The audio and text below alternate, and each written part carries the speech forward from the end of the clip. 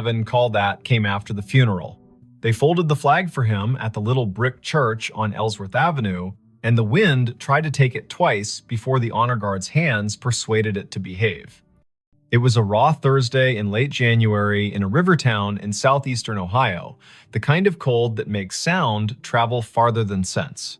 The man in the casket was Eamon Ridge, a volunteer firefighter and the sort of neighbor who shoveled 2 extra porches without mentioning it later.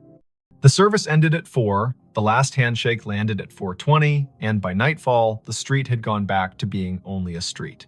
At 9:13, Leora Penn took her seat at the county dispatch console, slid on her headset, and watched the board come alive.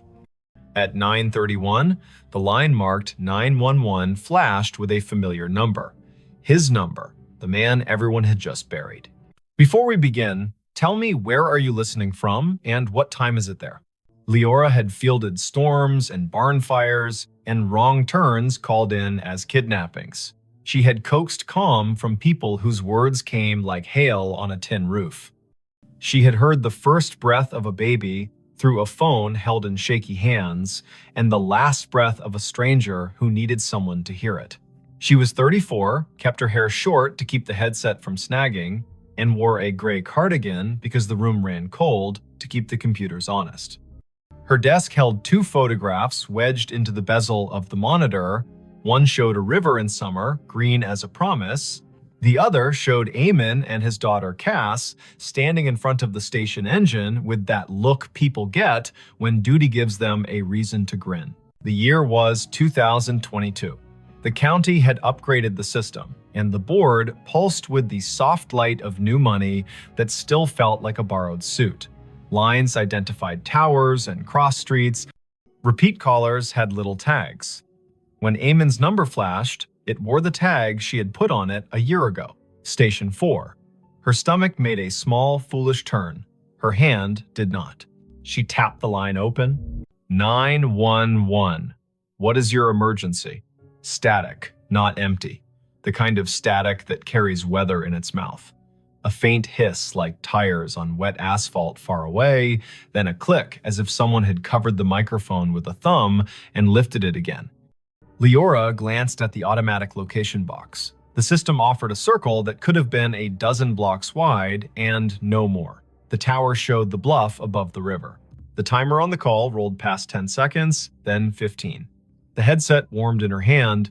"Hello," she said, voice even, the way training turns fear into architecture. "If you can speak, I am here." Something moved under the static. A breath, slow, disciplined. The way firefighters learn to breathe through a mask like they are rationing the ocean. She had listened to Eamon for years as he called in traffic stops and barn smokes and mutual aid requests in that unshowy voice he kept, even when the ceiling thought it was tired of being a ceiling. Her throat tightened without permission. The board did not care. It kept time. The night supervisor, Brandt, rolled his chair closer, not touching her cord. He was 50, part-time philosopher, full-time keeper of snack drawers. His eyebrows asked a question he did not give words to. Leora tapped a note onto the incident log with deliberate fingers. Caller number displays as decedent from earlier funeral. Open line. Faint audio. Possible misroute for memorial device. Possible spoof. Monitor. "Eamon," she said quietly, because sometimes names open doors the way keys do. "If you can hear me, give me any sound." The line breathed once more, then found a voice. Not bright, not ghostly, a man speaking like someone who had walked all day and only now remembered he could sit. It said one sentence, 3 words, patient, back door locked. Brandt's hand hovered over the radio mic. Leora nodded once. He paged Station 2 because Station 4 was morning, and Station 2 would show up with their coats half-buttoned and their hearts arranged like a team. He sent them to the Ridge home on Quint Street, the small white place with a porch swing that had never let a guest feel foolish for needing to sway a minute. Leora kept her voice on the line. "Back door, locked," she repeated, writing it, hearing it, feeling the way the sentence wanted to be a map. "Is someone inside?" Nothing answered at first. Then a second sentence, softer. "Cass asleep. Brant's fingers were already moving the way piano players do when the song makes them want to be faster than they are. Officers on the midnight swing shifted their routes without complaint. The medic crew out of town angled their rig toward Quince in case Grief had found a trick that needed medical names. Leora sent a quick text to the on-call clergy liaison because the county did not believe in letting families be alone with what they could not name. "Amen," she said, "steady. We're sending them. Stay with me if you can." The line hissed like rain on a steel roof, and then went quiet. Not the click of a hang-up, the kind of quiet a room makes when a story finally sits down. The call timer rolled to 1 minute 23 seconds, then stopped. Disconnected, the board told her, cheerful as a toy that believes its work noble. Brant opened his mouth and then closed it. He reached for his coffee and decided it was the wrong kind of night for coffee and reached for water instead. Leora sat very still for a moment and felt the way adrenaline stands up in your body and refuses to sit until you give it a task. She gave it the task of listening. The lines danced with ordinary need. A possum in a kitchen. A husband who had cut his hand on a jar. A neighbor who had heard a window break and then realized it was the television. Her hands did their work. Her ear held a room for the line that had gone quiet. Officer G. Park radioed in first. Voice crisp. Tires crunching on salt in the street. Unit 3-1. Quince Street. Back porch light on. Back door indeed locked. Copy request to knock. "Copy," Leora said, hearing her own voice make simple shapes. "Proceed." There are knocks that sound like questions and knocks that sound like the start of a fight. Officer Park knocked like a person who has played in a string quartet. Firm, meticulous, willing to wait between knocks.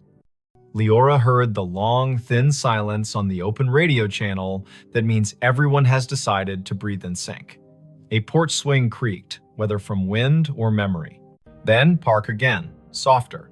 Visual on subject in living room. Teen. Asleep on couch. Television on mute. No visible distress. We are making entry. Park called the locksmith number taped to his visor, because there is always one, and he also called the small cheat that officers inherit, which is to lift the back door on its tired hinges when you turn the key the wrong way. The door opened, a floorboard confessed itself. Park moved through a small kitchen that smelled like heat and spice and thyme. He said, quiet as a blessing, "Cass, it's G, it's me." The girl woke with that rough sound grief makes when it has only just let go for half an hour at last. "Back door," Park said into his shoulder mic. "Locked, now secured." Subject breathing, oriented, tearful, says she fell asleep and forgot the back after the last aunt left. She says her dad would have said it. She says she heard him say it sometimes, even when he was alive, when she forgot. "I'm locking up, then staying here until her aunt returns." The call had been the little bridge a county makes when one house cannot manage all its doors alone. Leora typed. She logged, she breathed. She answered a call about a siren that would not stop on a fire alarm panel, which is a call that can ruin a night or return it to its usable shape. She told Brant she needed 30 seconds, stood up from her console, walked to the stainless sink by the break room door, and washed her hands as if she had been in a kitchen that required respect. At 10:48, the line lit again. Same number. The board did not know how to feel about that and chose its usual indifference. Leora took it. 911. A voice lives inside a headset after a while. The nerves learn routes, the body decides where to keep the sound. The phrase came through low and clear. Basement. Pilot light. She did not hesitate. She sent the fire crew already on Quince next door. She told Park. She told the aunt, who had come breathless from her own house 3 blocks away, that they were going down the cellar stairs for the little square of flame that keeps a winter from doing more harm than good. She heard Cass in the background say, without fright, he always listened to the furnace like it was trying to tell him a joke. Engine 3 called in. Pilot light out. Gas smell minimal. Windows open. Relit. Carbon monoxide monitor registers safe. A firefighter Rowe, who had once done stand-up for exactly 2 open mic nights, and then decided his comedy belonged in the bay with his coworkers, added gently, Whoever called this in has good ears. The board calmed, the town kept its little noises, the river told the ice what to do, and the ice obeyed or not. Leora's shift slid past midnight. At 1:19, she poured tea she did not want and drank it because warm things are a kind of law. At 1:40, an old man reported a woman knocking on his side door asking for a light, and she sent Park and his partner again, and it turned out to be a neighbor who had locked herself out, and they laughed about solutions and did not mention grief, so it would not be tempted to take that house too. At 2:19, when the dispatch room feels like a lighthouse that forgot whether the bay is wide or just an eager creek, the line lit a third time. Leora did not say amen out loud. She let the humanities teacher voice in her head that once told her names have heft say it for her. 911. This time the sentence was longer. Not elaborate, not difficult. The kind of sentence men say when they've spent their lives making tool lists. Check the pan on the back burner. Leora's fingers moved before she could tell them to, and 10 seconds later, Park said on the radio that a pan of oil sat glowing on the stove, forgotten by a cousin who had come bearing food, and then wept, and then gone to call another cousin and set the phone down on the porch rail. Park killed the burner, slid the pan onto a cold eye, and said, "Tell whoever's on that line thank you again." She said, "I will," and understood how inadequate that was, and also how there is no better sentence at 2:20 in the morning when a house has been held upright by 2 extra words spoken by a man with no air left to push them.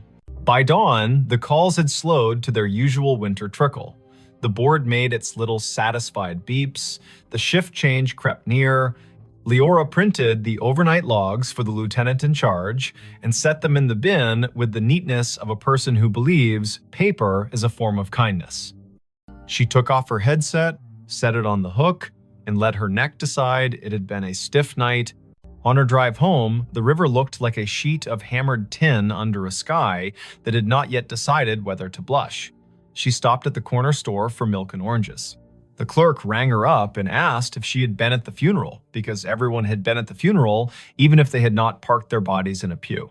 Leora said yes, and the clerk said he had known Eamon since they were boys, back when the river took 2 boys and gave back 1, and how the one who came back had never raised his voice again, unless it was to make a frightened kid laugh in a smoky basement.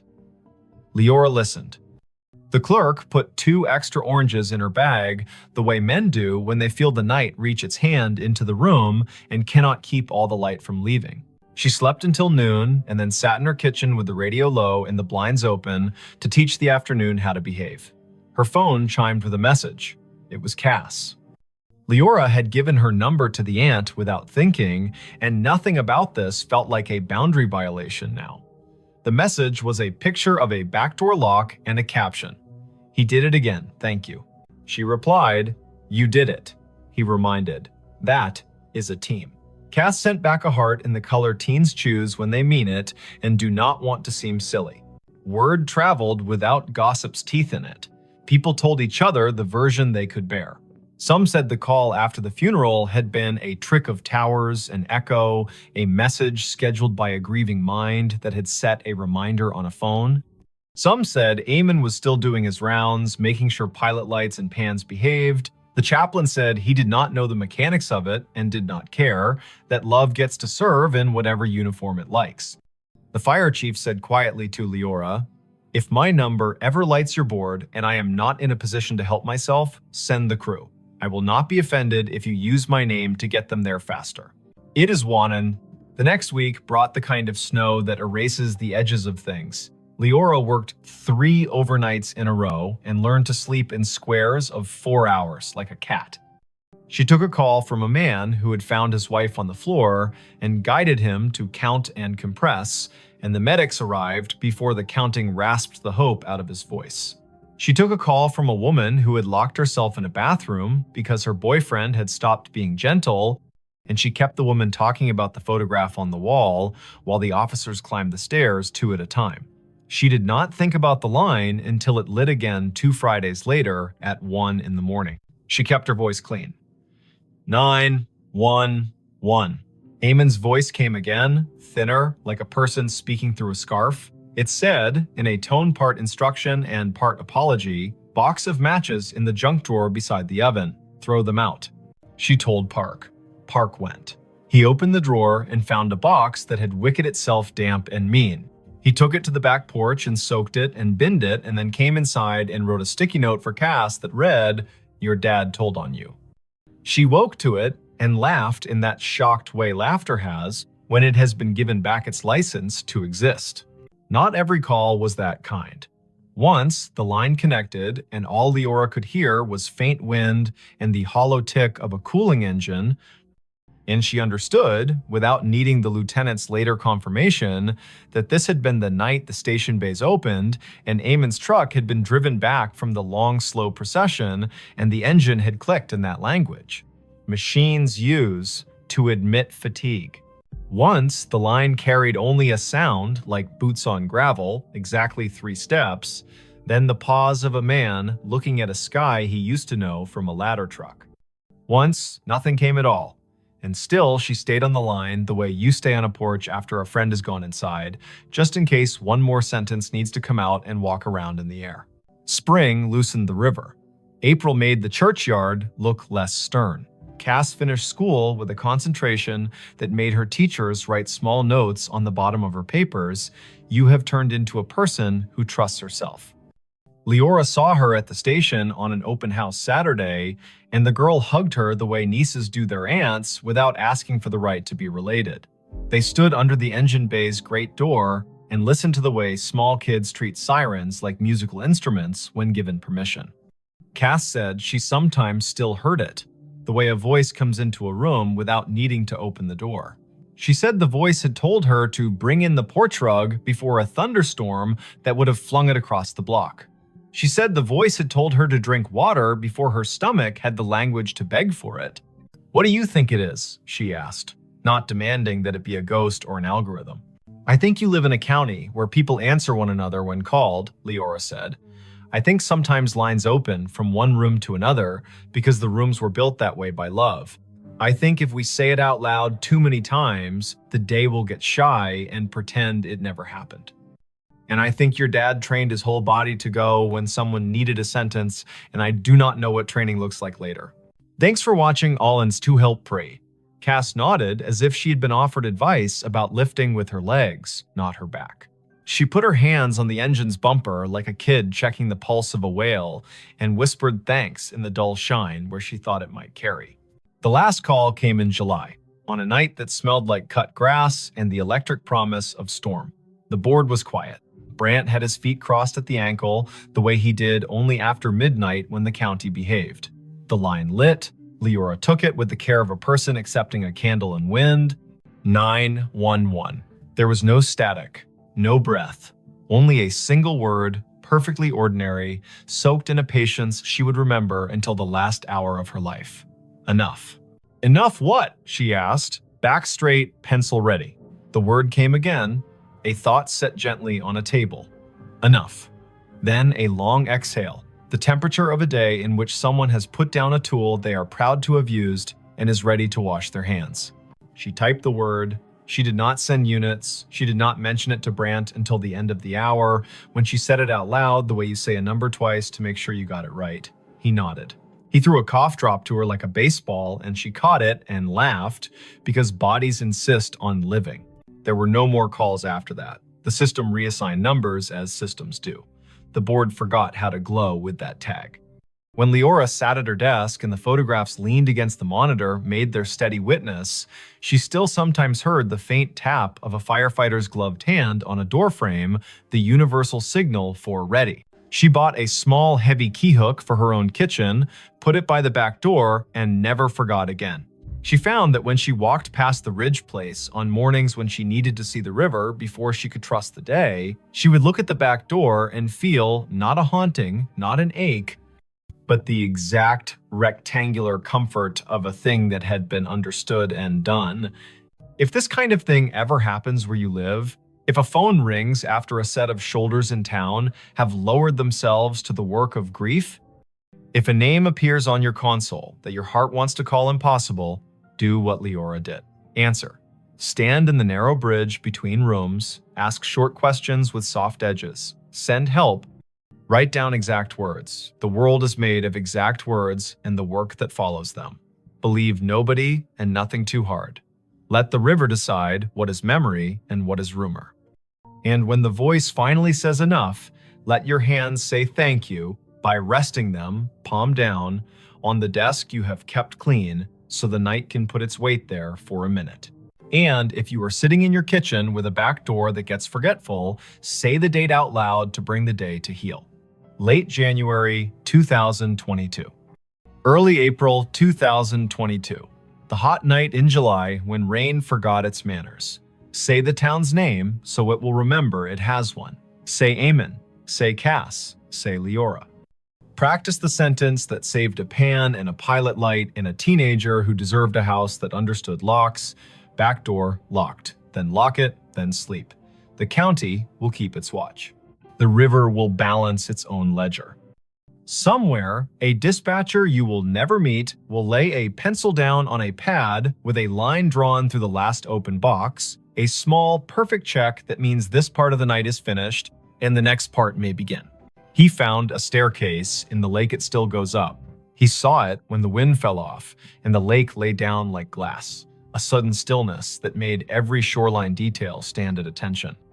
The afternoon sun had taken a step toward evening, yellowed and steady, and the north cove of Lake Lanier went calm enough to show the bones under it.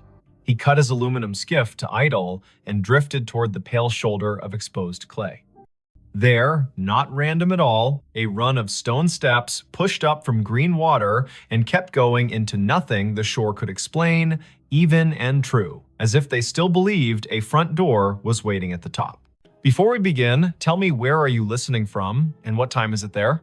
This was late September 2022, after a summer of stingy rain and long afternoons when the heat felt like it had signed a lease.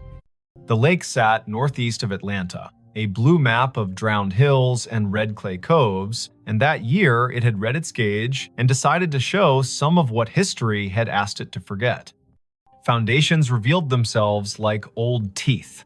The ghostly lanes of a two-lane road slipped out of the murk and pointed nowhere. Between Bald Ridge and the mouth of 6 Mile Creek, a staircase announced itself and waited for a person with the right kind of attention to see it. Riven Kettering had that kind of attention. 38. A carpenter and part-time rescue diver who liked small engines and the honest work of making broken things carry weight again. He lived in a rental off Pilgrim Mill Road with a dog who had taught herself to sleep through sirens. He was not a romantic, not really. He was the kind of man who listened to what a hinge said when it wasn't being looked at. The lake had been a job and a solace for him since he moved down from the foothills of Tennessee a decade earlier, and on afternoons like this one, he took his old skiff out to idle over the drown. The staircase began 3 steps below the surface, pale rectangles set into the clay, then climbed above waterline, slick with algae, where yesterday had touched and left. 12 risers showed drop. They marched up the bank as if they had no intention of stopping, then continued past where stone ended, the air holding their measure with a confidence that made nothing in Riven's head feel quite steady. He nosed the skiff forward until its snub bow made a soft knock against the lowest dry riser. The hull and the stone talked for a second, low and hollow. He stood, keeping knees loose, eyes at a level where you can decide a thing without pretending it's not, pretending you first. The steps were fieldstone set into a poured bed, careful work from when hands were steadier because nothing had asked them to type yet. He could see where the mortar had let go, hairline by hairline, and where a leaf had chosen to become fossil rather than compost. He stepped out. The rock took his weight with a small, agreeable groan. He climbed, counting aloud the way you do when a rhythm wants to prove it's a law. 7, 8, 9. A wet line at his ankles where he had waded the shallow to push the skiff in. 10, 11, 12. He stopped where stone ended. The sidewalls rose one more course and then gave way to air. Ahead of him, nothing.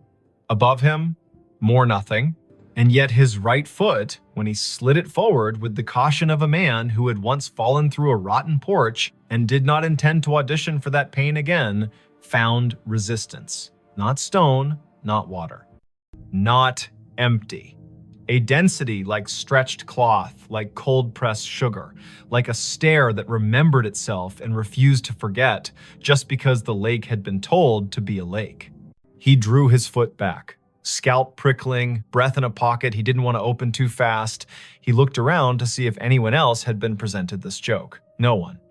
In late September, a Tuesday can make a cove your private chapel. Far out, a pontoon boat moved like a floor with music on it. Closer in, a blue heron had made the stump of an old post into a claim. Riven set his palm above the end of the stone into the air where a banister would be if someone had finished the thought. He felt nothing until he pushed a hair past what he thought was safe.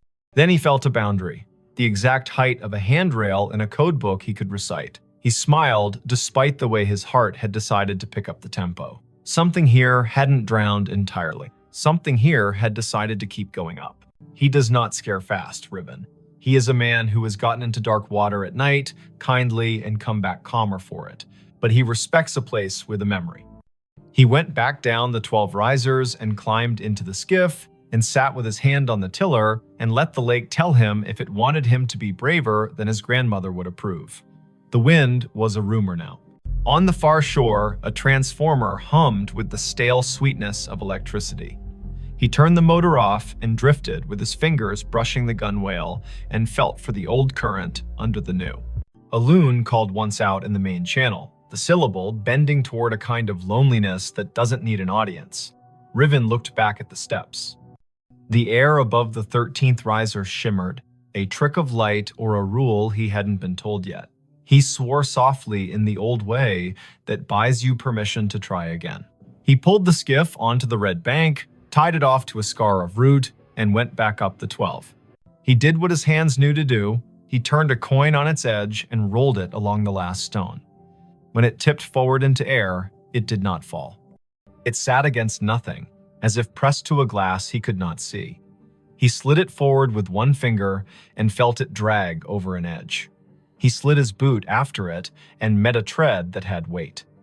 He put his full foot down and his bones agreed that physics had not been insulted, only invited to a different kind of party. He brought the other foot up. He stood on the 13th step of something that existed without confessing to the eye. He took one more. 14. He stopped. He is not a fool. He turned to look at the lake, which does not care if you find it holy or treacherous, so long as you understand which mood it is in. The cove held its breath. He stepped backward down the 2 air treads with a caution that felt like a prayer you say without agreeing you're saying it. He stood again on stone that had no arguments and breathed the kind of breath that renters of boats make when the motor coughs once and then forgives you. Lake Lanier carries stories the way clay carries footprints. Old towns lie under it, old churches, the ghost lanes of Old Federal Road. People will tell you about a stalled truck on a fogged bridge and a handprint on the back window after, about divers who won't go down a second time because they looked through a school of crappie and saw a porch swing move.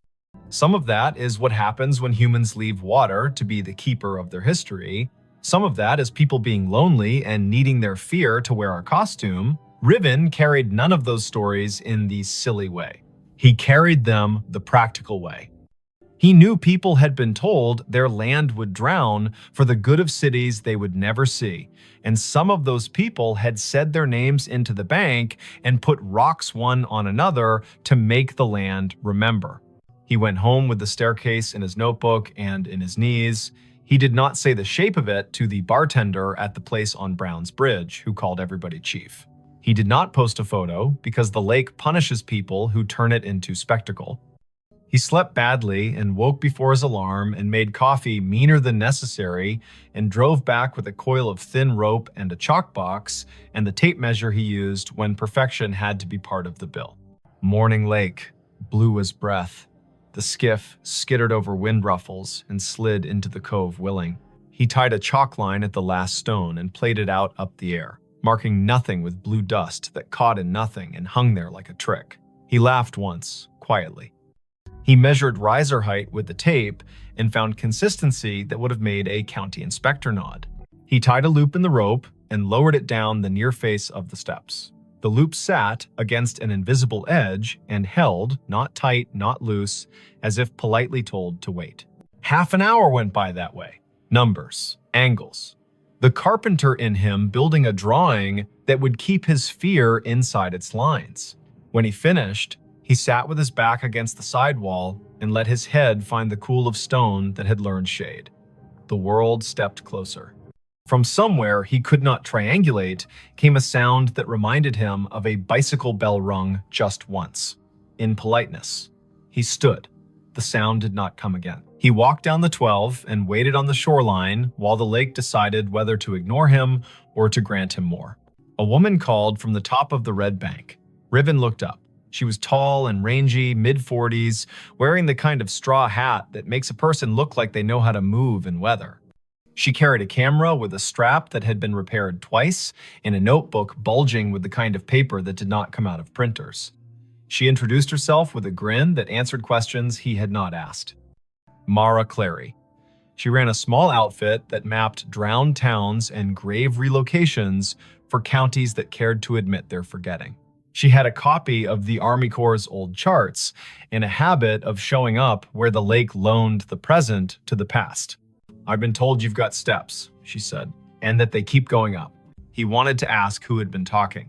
He wanted not to have his name in a stranger's mouth. But she put her hand on the sidewall like a careful person says hello to an old horse, and the way her face took in what she saw made him feel less alone in his own seeing. He nodded. He told her his name and the number of air treads he'd let himself trust. She whistled low.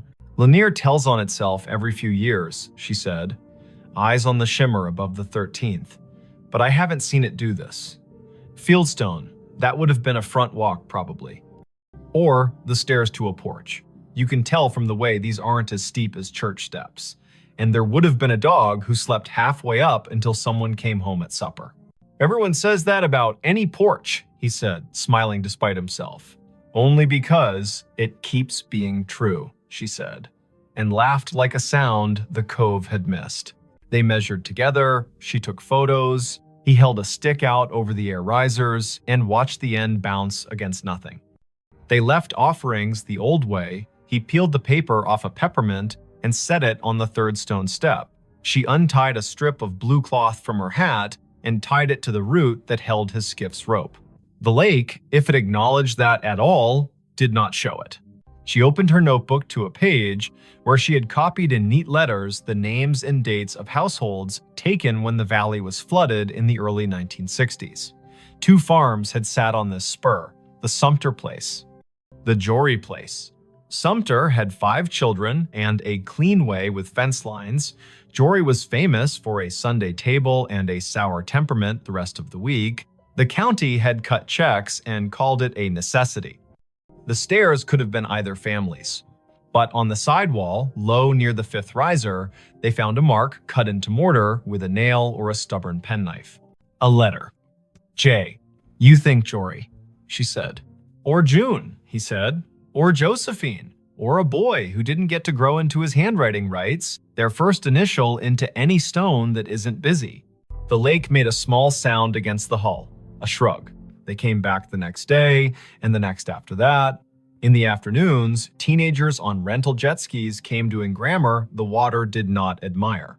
In the mornings, a heron watched like a magistrate. Once, a man in a bass boat cut his engine and drifted nearer and asked if the invisible was real or a trick. And when Riven told him the truth, he raised his cap and said, "Well then," and idled away because some facts want to be left alone to keep being facts. On the 5th day, just after noon, when the light loses some of its slant and the lake starts its long exhale toward evening, the air changed. Riven was on the 14th invisible tread, Mara 2 below on stone, the rope tied at his ankle as if that kind of thing would help. He felt a pressure move across his shin like a child's study of a newel post. The hair on his forearms declared a vote. He looked up. Above him, a faint dark line hung in the bright. A lintel, if you wanted to pretend to see one. A line where a door might have decided to sit if it still meant to. He lifted his hand slowly and let it hover. It met resistance at the height where a latch would be if people had followed the same measurements here as they did in town. He pressed a fraction and felt the air give. Not much, not enough to invite him, only enough to say, "I know what you were asking for," and no. He withdrew his hand. He did not try again. He went back down and sat on the 6th stone step and put his elbows on his knees and let his head go heavy in the way of a man who knows the difference between a closed door and an answer. "Not today," Mara said, not unkindly. "Doesn't mean never." A storm ran around the rim of the lake that night and forgot how to come down. The next morning broke clean and noisy, with birds relieved to be right about the Sunday. When they returned to the steps, the peppermint was gone. The strip of cloth whispered against the root when the wind remembered it. On the 4th stone riser, a line had been drawn in the red dust by a finger that had not belonged to wind. 4 short lines, 1 long. The way a person keeps track of days when they are doing a job no one else is counting, they looked at each other like people who have been included in a conversation without earning it. Mara wrote down the marks in that tidy, practical hand. Riven climbed to 14 again and did not press the air where the latch would be. He listened instead. It is an old trick. The more you don't demand to hear, the more willing a place is to say its piece. Somewhere above him, at the end of the invisible run, a sound came faint, almost an opinion. The scrape of a chair, foot against a wooden floor. Once, then a breath, remarkably ordinary, let out by someone who was done with a small effort and is pleased to have finished. He let his knees bend and went back down, step by careful step. The county put out a notice, polite as a church lady, asking people not to climb anything that felt like absence. A man from the Corps came by with a clipboard and a caution that did not include humor and told them to rope the place from the bank. They tied a line and left it slack enough to be ignored by whatever needed to come and go. Mara logged coordinates and photographs and the exact color of the lichens on the sidewall. Riven made a drawing of the steps that showed the air ones the way you show trust, with dotted lines and a note that says, "As found." Word spread anyway. It always does when to leave a thing alone would be the more complicated form of love. A grandmother came and watched from the shade and told her granddaughter a story about the summer her brother rode a bike into a field that is now part of the lake and fell and did not cry, because corn leaves will cut you if you give them. An audience. A man in a Braves cap stood for a long time with his hands in the back pockets of his jeans and didn't tell anyone why his eyes kept the gloss they kept.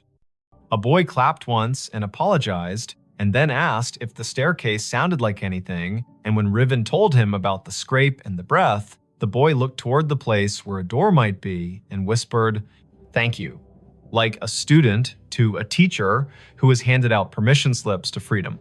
On a Wednesday morning in early October, the lake rose 2 inches. The first stone step went green again. The 12th stayed dry. Riven set his palm to the sidewall as he had begun to do without design and said the names of the months out loud as if they were a key. Mara arrived late, hair in a bandana printed with little cranes, a thermos in one hand and a sheet of onion skin paper in the other, the thin kind that takes pencil and lets the stone's texture come up through. She rubbed the J, the nail-cut letter, and the tally marks. When she lifted the paper, the letter and the lines looked like a message written by someone whose words had to be rationed. She tucked the rubbing into her notebook with a care Riven recognized as kin to prayer. By noon, clouds built into a boast. Mara packed her camera because electric things deserve not to be insulted by weather. Riven untied the rope at his ankle and coiled it with the absent-minded competence of someone who likes ropes for the way they make order out of risk. The air above the 14th step felt different. Cooler, somehow. Denser. He looked up and wanted more than he would have admitted the week before to see something acknowledge him. Not a face, not a figure, an idea. The lake refused. It kept to its rights. Before the storm broke, a small group arrived in silence. Not tourists, not thrill seekers. People in good shoes that did not belong to docks. A woman in a navy blazer. A man whose tie had been loosened by degrees and had stopped at 3. An older woman with a cane that looked like it had been carved by someone who understood trees better than money. They stood on the bank above the line and watched the steps like people watching someone figure skate after having once skated the same routine 3 decades ago and remembering what the body used to hold. The older woman spoke first, to the stone, not to the living. "You kept it," she said. "You stubborn thing. I told them you would." She introduced herself when Riven climbed down to the bank with his curiosity plainly showing. Ada Sumter Jory. Not a marriage, she was quick to clarify, but a habit of names borrowed and kept. Her father had been a Sumter, her mother a Jory by necessity and grievance. She had been 10 when the men from the government came and put stakes on the hill and told her they were measuring to make the river useful. She had been 14 when the kitchen was dismantled and stored in a relative's shed, and the porch chairs were put on a truck without the porch. She had been 15 when the lake finally climbed to the 7th stair and the dogs refused to sleep where they had always slept and had to learn ground new as $1. "My granddaddy set those stones," she said, chin lifting toward the steps. He knew the grade by eye. House stood there. She pointed at the air, ran long that way. Kitchen at the back, where mornings were honest. Stairs to the sleeping rooms tucked in right of the door. He told me we build stairs for coming and going and for waiting. That last part is where the world gets the math wrong. She cleared her throat once, a small thing that meant a larger thing had moved through it. "My brother wrote his letter J in the mortar before it set," she said, and smiled fully for the first time. He was 5 and mad because he had not been allowed to carry a stone and needed to have done something the porch would remember. They watched the lake together as it considered which forenoon belonged to which afternoon. Mara showed Ada the rubbing, and Ada put her palm on the paper like a hand over a baby's sleeping flank. "He stayed mean," she said of Jory, but without any real heat. But he loved that stair. Sat halfway up when he had nothing to do and the weather had nothing to argue about. Played that little bell you keep hearing because he liked the neatness of a sound that stops when you take your finger off it. The storm arrived, they covered what needed covering, the skiff rocked and complained, and then remembered it had been in worse moods and calmed. The rain washed the red dust off the risers and gave them back their gray. The air cooled like a head turning on a pillow to the comfortable side. Ada walked down to the second step and touched it like the forehead of a child with a fever breaking. "Enough," she said to the rain, to the year, to the air that had learned to hold treads. In the weeks that followed, the staircase did what durable things do when they decide to belong to more than one story. It kept being itself.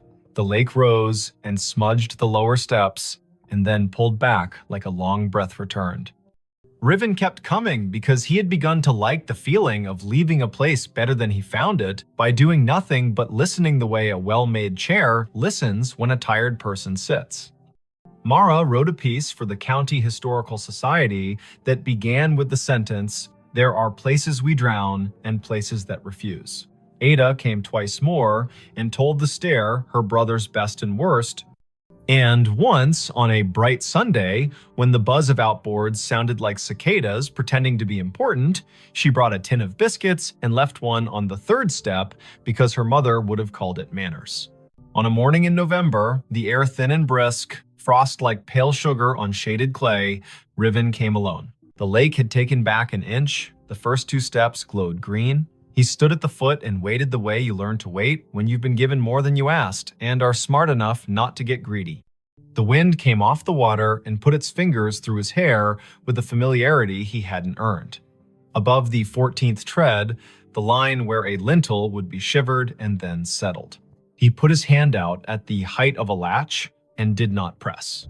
"Thank you," he said to nothing and to something. He went home and made lunch and fixed a neighbor's sagging cabinet and walked his dog in the long honey of 4 o'clock. He slept that night without the lake climbing the stairs of his thoughts. He dreamed he was sanding a handrail he could not see and woke with the particular ache in his forearm that tells a man he did a good day's work in the world that matters and the one that does not need him but lets him in anyway. If you go out to Lake Lanier on a fall day after a long dry, when the wind has the courtesy to lie down and let the surface polish itself, you can find the cove if you know who to ask and you promise out loud not to bring a ladder. The staircase will be there, stepping up from water into air with the patience of a body that has learned not to argue with time. You can put your boot on the 12th stone and your breath on your rib cage and decide if you will push your foot forward into the space where the 13th waits. If you do, it will hold.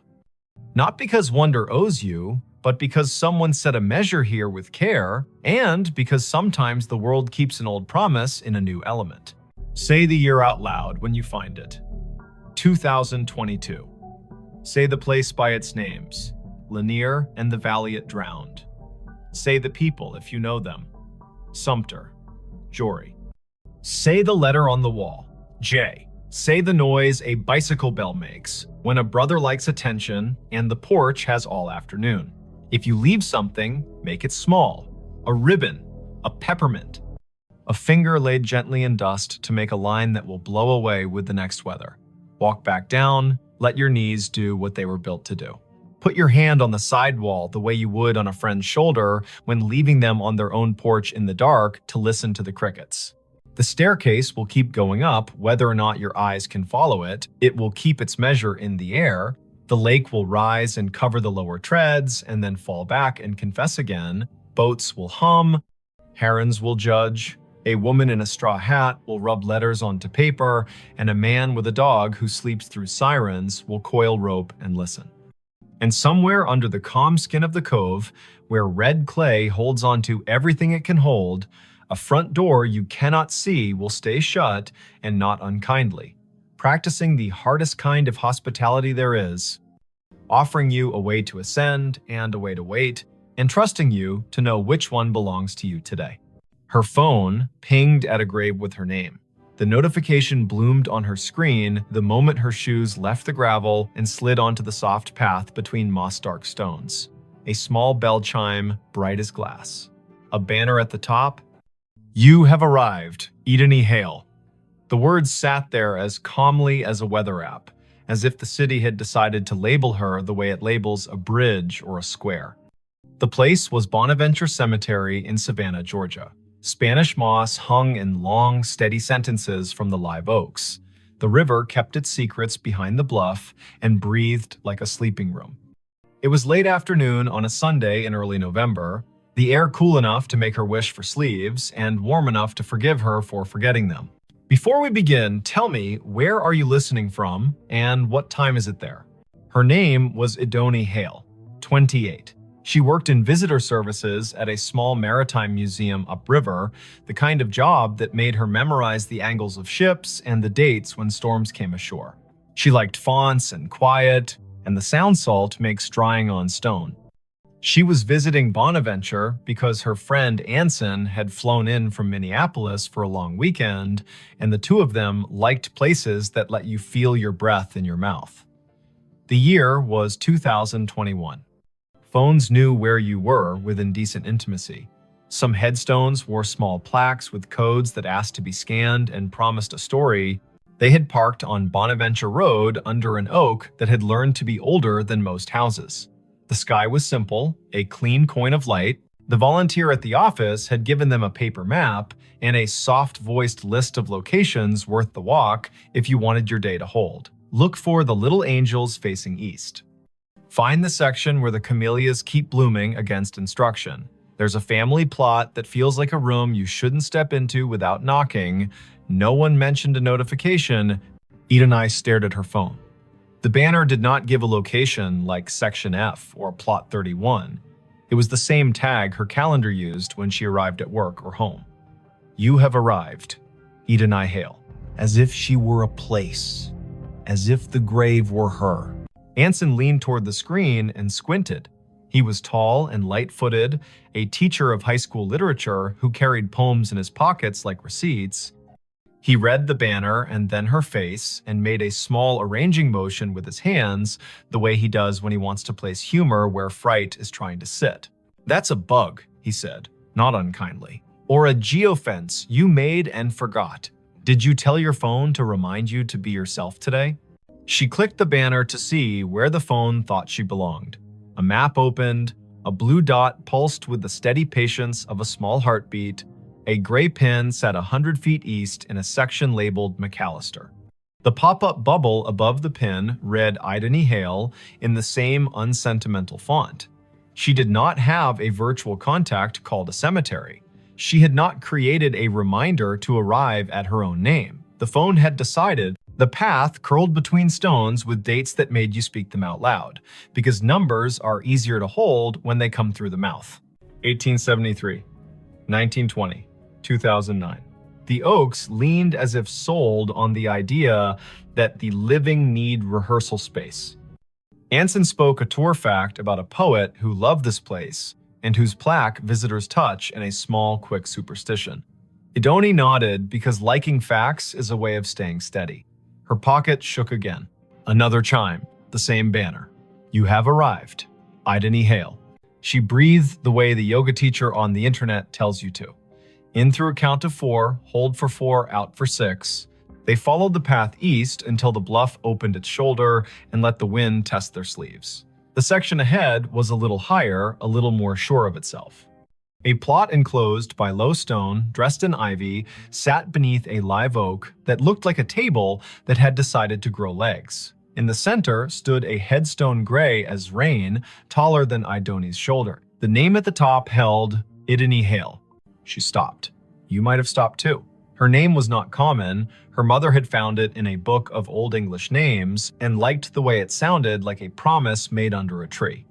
She had never met another Idany. To see the letters in this order on stone felt like stepping into a movie where you have lines you did not audition for. Anson's hand found her elbow without a show of it. He had the sense not to say, wow, or are you kidding? He stood with her and let the river finish a sentence neither of them had started. The dates carved below the name were the first clean relief, 1974 to 2014, not hers.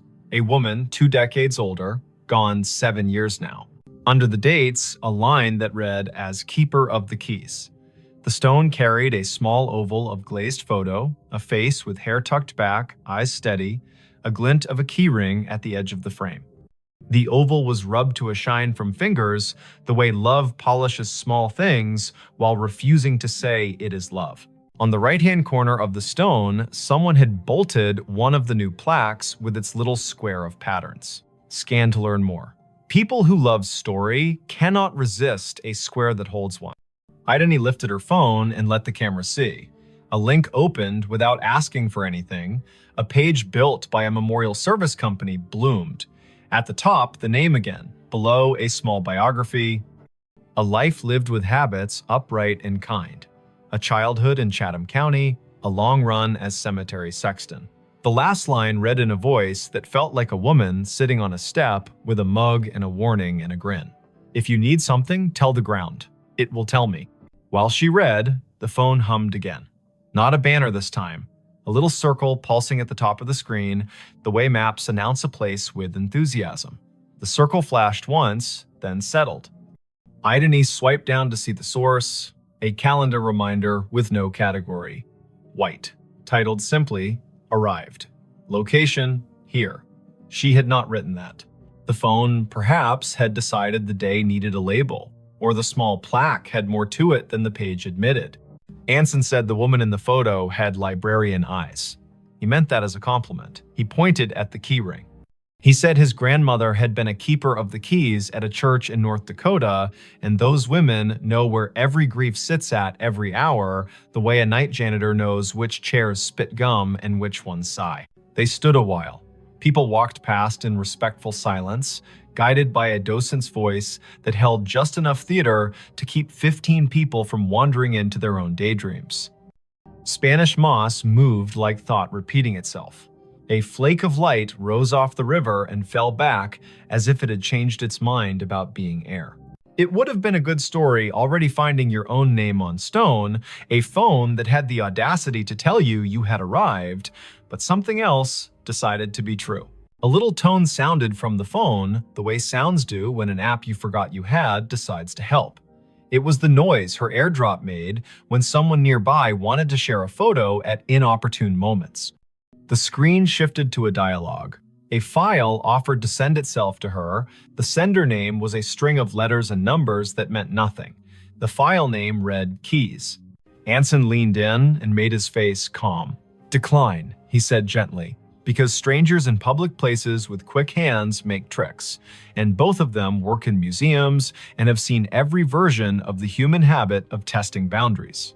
She hovered. Decline would be wise. Accept would be a dare. She pressed accept because sometimes you let stories finish what they start. The file downloaded.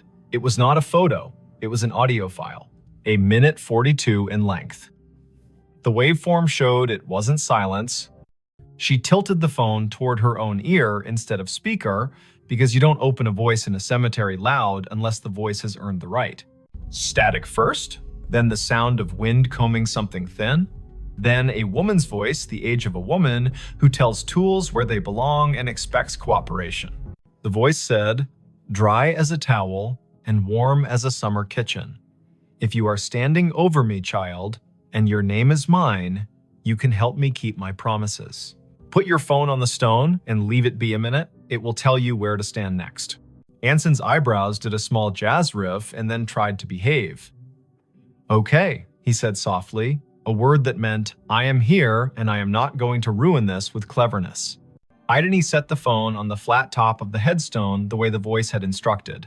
The screen slid into its lock. Her reflection replaced her. The oval photo looked past her shoulder the way old photos always do. She counted in her head as a way to keep the childish fear of being tricked from standing up and knocking the ritual with its elbow.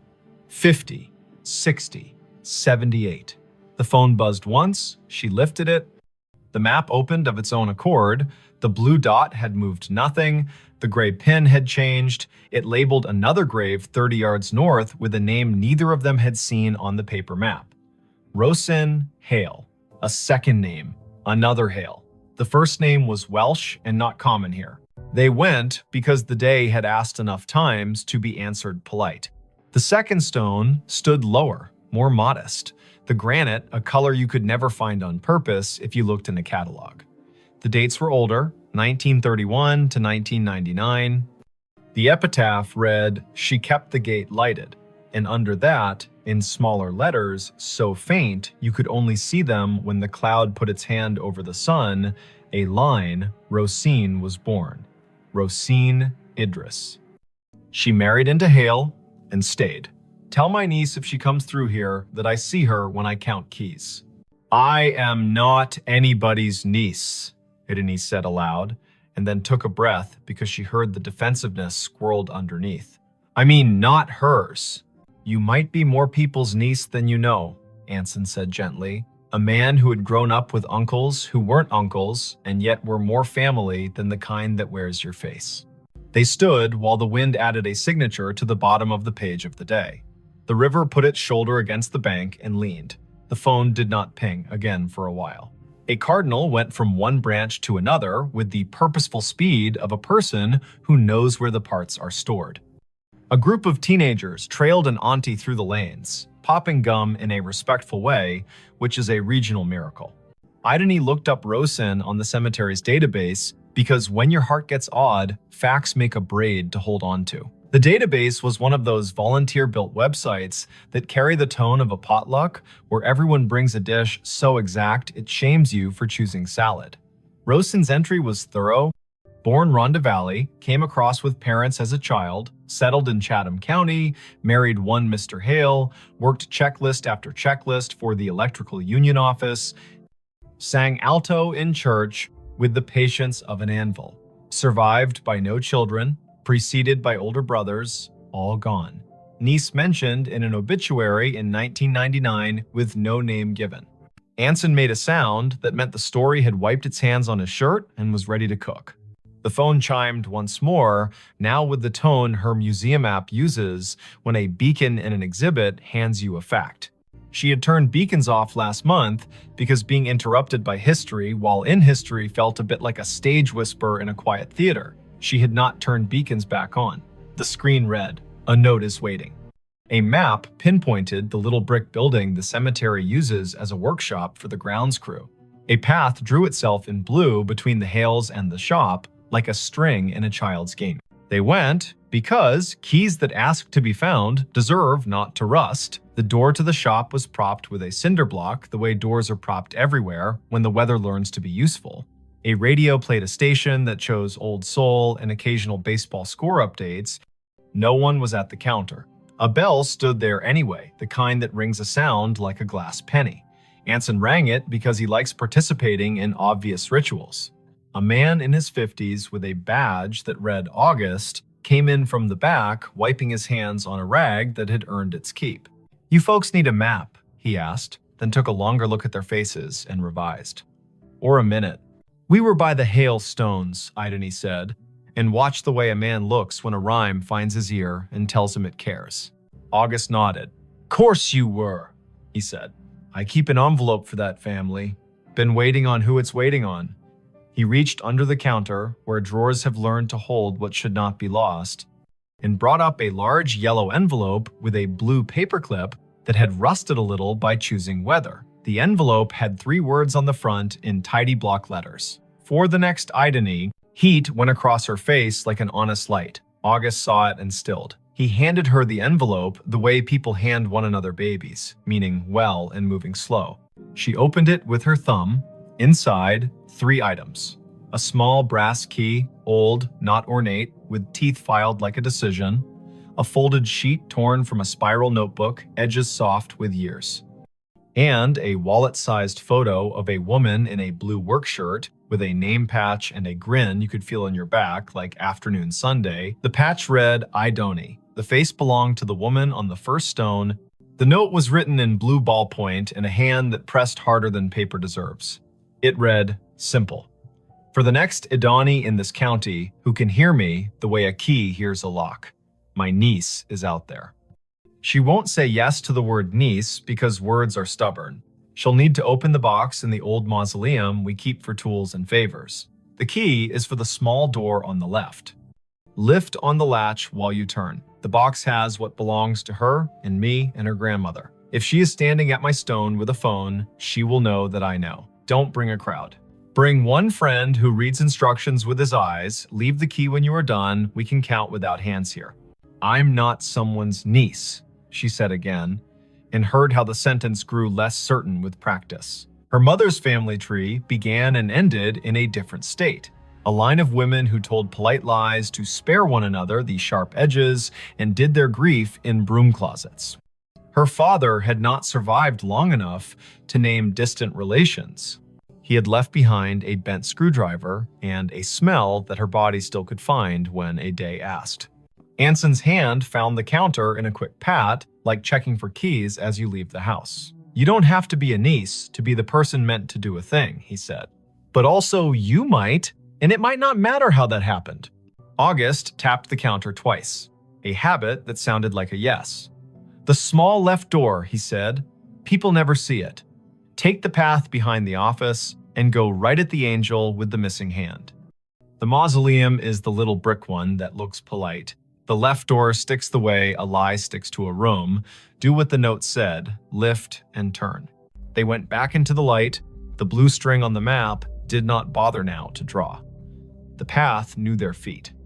The angel with the missing hand stood where the volunteer had said, "Angels stand, face east," blank expression that suggested she had witnessed every century and found nothing quite bad enough to frown at yet.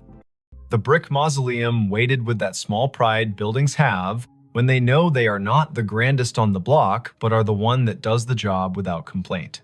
The left door looked like a panel added later. The brass latch had the smoothness that comes of being touched by people who mean to get work done.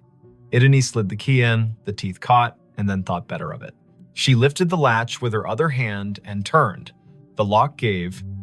The door opened 6 inches and stopped, ticked by a wooden wedge that had been insinuated at the bottom by someone who had not wanted the door opened by accident or habit.